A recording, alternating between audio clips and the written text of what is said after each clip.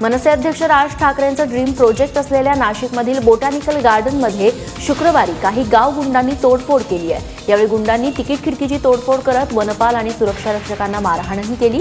गेल्या आठवड्यातच अभिनेते नाना पाटेकर, राज ठाकरे यांच्या उपस्थितीत उद्घाटन करण्यात आलेल्या बोटॅनिकल गार्डनची सध्या नाशिकात चांगलीच क्रेज आहे। शुक्रवारी संध्याकाळी लेझर शो हाऊसफुल असताना काही गाव गुंडांनी दादागिरी करत विना तिकीट प्रवेश केला।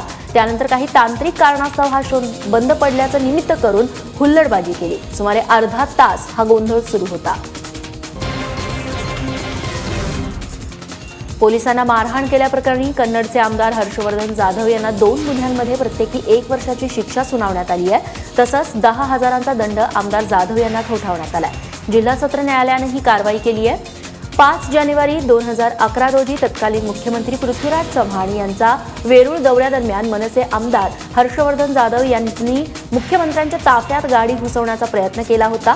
त्यांना अडवण्यासाठी पुढे आलेल्या सूर्यकांत कोकणे या पोलीस अधिकाऱ्यावर देखील त्यांनी गाडी घालण्याचा प्रयत्न केला। शिवाय महिला पोलिसांचा विनयभंग तसंच पोलीस कर्मचाऱ्यांना मारहाण केल्याची तक्रार त्यानंतर पोलिसांनी केली होती।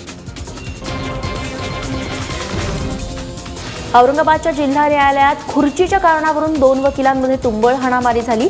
जिल्हा कोर्टात ॲडव्होकेट मनोहर लोखंडे आणि रघुनंदन जाधव यांना आजूबाजूला बसण्यासाठी खुर्च्या आहेत। मनोहर लोखंडे यांनी त्यांच्याकडे एक पक्षकार आल्यानं त्यांनी जाधव यांची खुर्ची ओढून बसण्यासाठी दिली। याच कारणावरून ॲडव्होकेट लोखंडे आणि जाधव यांची शाब्दिक चकमक झाली आणि त्याचं पर्यवसान हाणामारीत झाले। रघुनंदन जाधव या वकिलानं आपल्या रुमालामध्ये दगड गुंडाळून मनोहर लोखंडे आणि त्यांची पत्नी कविता यांना मारहाण केल्याचा आरोप जाधव यांच्यावरती करण्यात आलाय।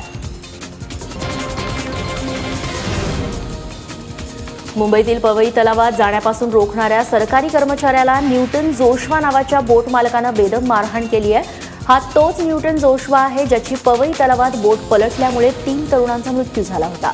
महाराष्ट्र स्टेट अँगलिंग असोसिएशनचे कर्मचारी इम्रान शेख यांना न्यूटन जोशवाला पवई तलावात जाण्यापासून रोखलेलं होतं। त्यामुळे न्यूटननं इम्रान यांच्यावरती हात उगारला। इतकंच नाही तर स्वतःबरोबर आणलेलं पुत्र देखील इम्रान यांच्या अंगावरती सोडण्याचा प्रयत्न त्यांनी केला।